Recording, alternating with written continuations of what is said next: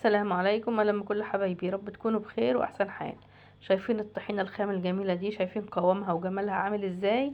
هنعملها مع بعض دلوقتي بطريقه سهله جدا وبسيطه وبطعم وقوام يعني جميل جدا. اوعوا تكونوا لسه بتشتروها من بره.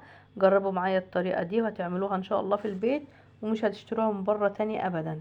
وهنعمل كمان مع بعض احلى واجمل سلطه طحينه، يعني في منتهى الجمال من الطحينه اللي احنا عملناها في البيت دي. قوامها جميل وطعمها خطير. يلا بينا على طول على بركة الله نبدأ الوصفة بتاعتنا، بس يا ريت نحط اللايك ونشترك في القناة.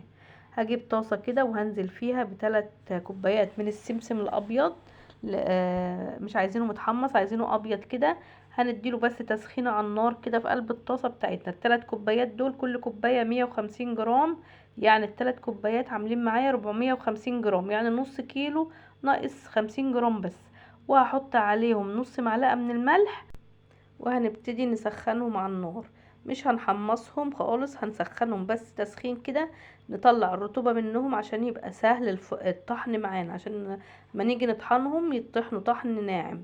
يعني لما تسخنيه على النار كده هيسهل معاكي ان هم يطحنوا طحن ناعم جدا.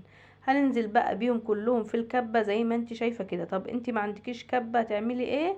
هتجيبي المطحنة بتاعة الخلاط وتحطي شوية بشوية وتطحنيهم برضو طحن ناعم على مراحل كده في المطحنة، هيدوكي نفس نتيجة الكبة برضو. هنطحنهم طحن جامد جدا جدا في الكبة زي ما انتوا شايفين كده، لحد ما يبقى ناعم جدا لدرجة ان انت تلاقيهم يعني طرية كده. ممكن تحسي ان هي بقى السمسم بقى معاكي طري كده، يعني يطلع جزء من الزيوت بتاعته زي ما انت هتشوفيه دلوقتي معايا كده. هنطحنه طحن جامد لحد ما يوصل لمرحلة ان هو يطلع جزء من الزيوت بتاعته ويبقى معانا بالشكل اللي انتوا شايفينه ده.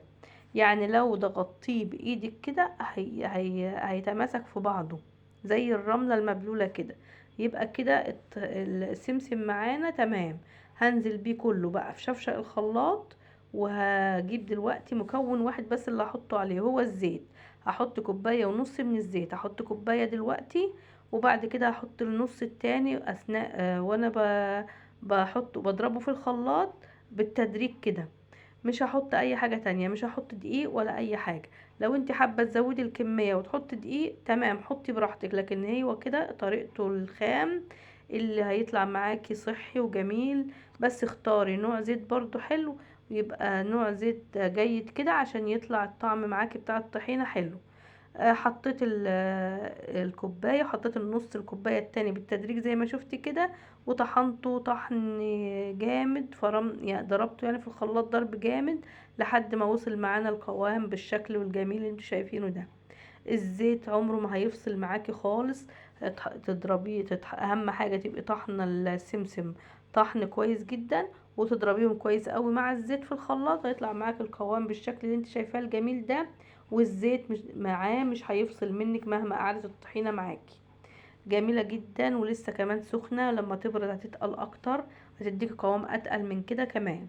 طبعا بما ان الخلاط لسه مكانه طحينة، فانا سبت فيه شوية من الطحينة، وهزود معلقتين كمان عليك من الطحينة كده. وهعمل معاكم احلى واجمل سلطة طحينة ممكن تاكلوها من الطحينة الخام الجميلة اللي احنا عملناها دي. طبعا انت ممكن تعملي الطحينة عادي في طبق كده، لكن انا عشان طبيعي شفشق الخلاط مكانه طحينة فانا هعملها في شفشق الخلاط. حطيت بقى 3 فصوص من الثوم مهروسين في قلب الطحينة بتاعتنا. وحطيت بقى نص معلقة من الملح ونص معلقة فلفل اسمر، نص معلقة كمون، نص معلقة كزبرة وشطة لو انت حابة حسب الرغبة.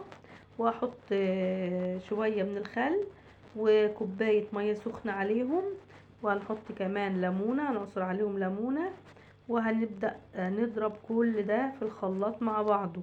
زي ما قلتلك طبعا انت ممكن تعملي سلطة الطحينة دي، تحطي الطحينة في طبق عميق كده وتضربيها بمعلقة عادي. لكن انا طبعا بما ان الخلاط وشفشق شفشق الخلاط كان مكانه طحينة، فانا عملت سلطة الطحينة في الخلاط زي ما انت شايفة كده. حطي عليها كل المكونات وتبدأي تضربيها كويس جدا، بس اهم حاجة المية تكون سخنة. وتزودي شوية مية بشوية مية لو احتاجت، لو لقيتها تقيلة بتزودي شوية مية سخنة كده لحد ما تبقى معاكي قوامها مظبوط وتطلع معاكي طحينة جميلة جدا. انا كنت ما عصرتش الليمون في الاول، كنت نسيته في الليمونه، فعصرتها دلوقتي ورجعت ضربتها تاني معاها، وهيطلع معاكي احلى واجمل سلطه طحينه اهي. ممكن تاكليها جميله جدا جدا، تعمليها بقى جنب المشويات وجنب اي حاجه بتحبيها. ما شاء الله، يعني في منتهى الجمال. تعملي الطحينه الخام في البيت وسلطه الطحينه الجميله بقى وقت ما تحبي. والطحينه الخام اللي معاكي دي هنعمل منها برضو ان شاء الله حلاوه طحينيه في بيتي جميله جدا، وتحطي منها بقى على كل المأكولات الجميله بتاعتك. يا ريت تجربيها بقى وتعملي احلى واجمل طحينه خام في البيت بدون اضافات غير الزيت بس.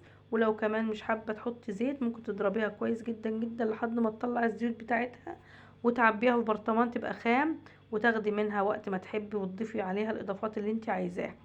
طبعا لو عايزه تكتري الكميه وعايزه تحطي دقيق برضو براحتك، لكن دي الطريقه الجميله بتاعتها الاصليه البيتي، عشان طبعا مش هتبقى زي اللي بره فيها دقيق وكده، فاحنا بنعملها بطريقه حلوه في البيت.